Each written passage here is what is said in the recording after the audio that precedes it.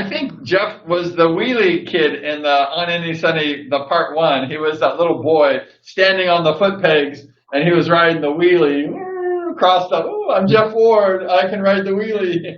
Was that Jeff? He may have been. I don't remember. I Yeah, wasn't at the film. I think that was Jeff on the movie. So when I was a young boy, Jeff was a couple years younger, and I used to go to the supercross. I mean, the motocross races. The back in the like it was back in the day. I think you're announcing that one back at Saddleback in like 72 or The 71 or first three. one I did was a Cycle World U.S. Grand Prix at Saddleback in 1970. That was the first major race I announced at So were Saddleback. you racing? Are you racing Saddleback in like early 70s? You didn't race out. You didn't I do never raced. Saddleback, no? No, Okay. I Just announced. Saddleback. I'm not a racer. I'm an announcer. I Some would mean, did argue you? that. I mean, did you announce the races at Saddleback in like the early 70s? Okay, that Yes, was you. and it's Cape Country.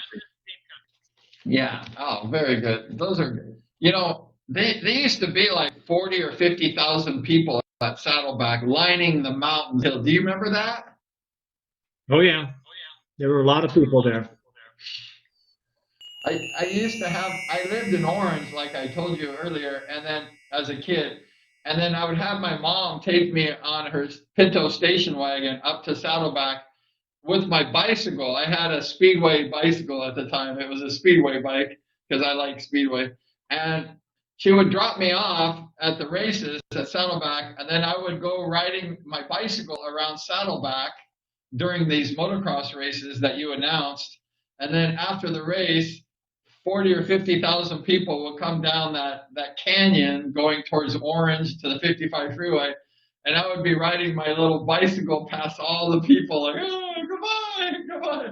Because I lived, only a couple miles. And so I, rode my bicycle home. It was really fun. So we enjoyed those races. And you did a great job. You did a good job. Thank you. Yeah. We always, I never dreamed at that time when I was a little boy riding a bicycle that I would be like interviewing Larry Huffman. I would probably like die if I thought about that, but it's really great to have you on the show, Larry, and to talk more about that. Gene's a good guy. I've known him for 50 years. He's a really sharp guy, one of the smartest writers I've ever met. Gene is really a great guy, and he just, had a lot of talent, and he was a hard charger, and he was a different rider than Rick though, because Gene would ride the outside, and he was kind of like he could ride all over the place. He could ride the pole, the outside, and it seemed like Rick was more of a pole rider. I'm not sure, but Rick liked the pole, and Gene could ride anywhere. One time, Rick came to Costa Mesa and he was just cut from head to toe. And I said, "What happened? Did you crash?" Well, he was working for Sumner McKnight at his BSA Suzuki dealership on Beach Boulevard. He was working in the shop, and he assembled a new bike. And he went out on Beach. True story. Went out on Beach Boulevard. He had flip flops, shorts, and a T-shirt. And he went up Beach Boulevard and he gasped it to do a wheelie and had forgotten to put on the front nut on the front wheel. It Oh fell off. He went no. over. Yeah, true story. Not Gene. Rick did.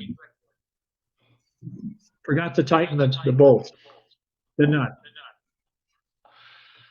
Oh, that I did that once at a speedway race. I was racing, I think at Costa Mesa when I was a young rider, maybe a D2 or I think it was a D2 rider, and when I was coming up, and I wasn't a good mechanic like Rick Woods, but Rick Woods was a good rider, and I wasn't as good, but I could ride a little, and I forgot to tighten the back bolt on my speedway bike, and in the middle of my speedway race, my back tire fell off.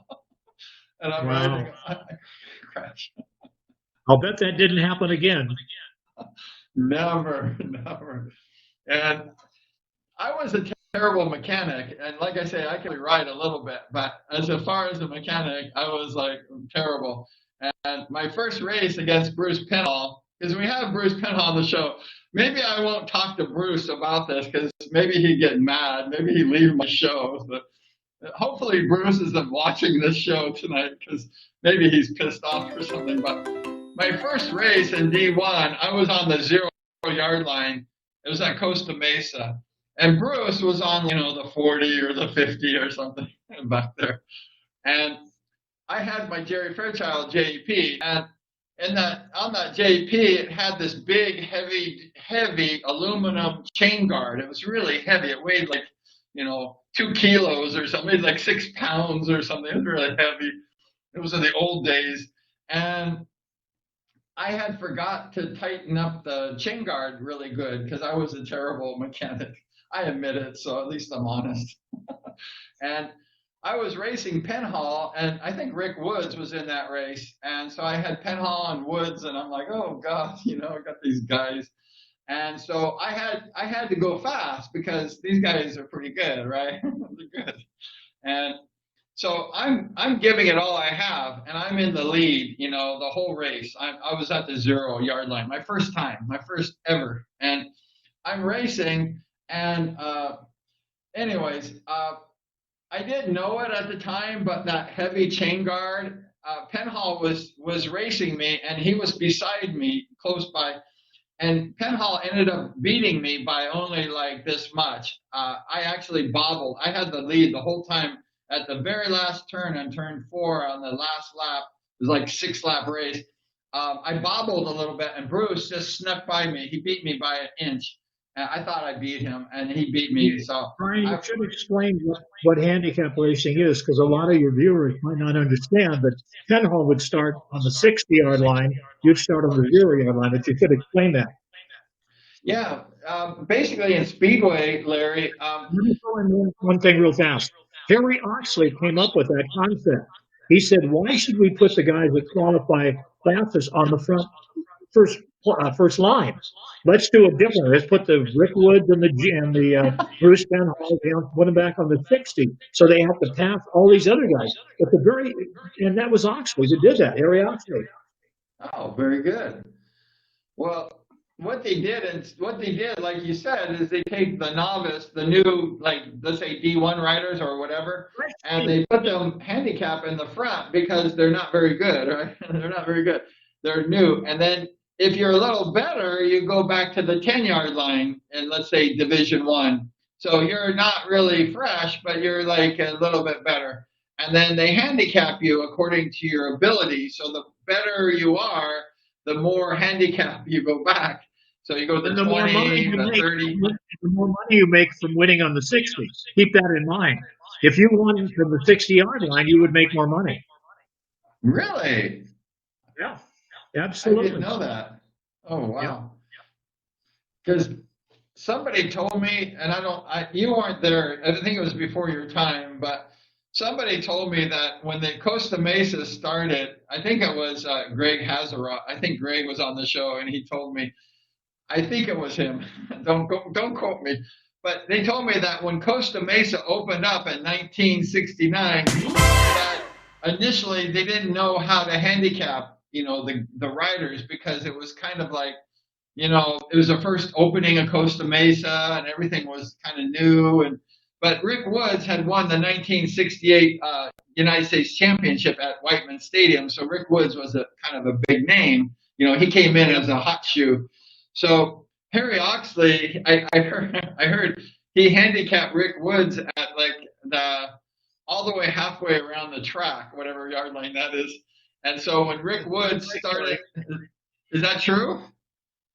I don't know. If it was probably before I got there. Well, I heard that, and from I think Greg Hazeroff, because he was there, so he was at the opening night because he was racing, and Greg told me, I believe it was, that they didn't know how to handicap the riders, so they handicapped Rick Woods all the way around. So when Rick Woods was starting the race, he could look over to his left, and he could see the people on the 0 yard line straight across. Yep, I think that's probably true. But they had to change that because it was too far back. It was too far. Yeah, half a lap down is kind of tough.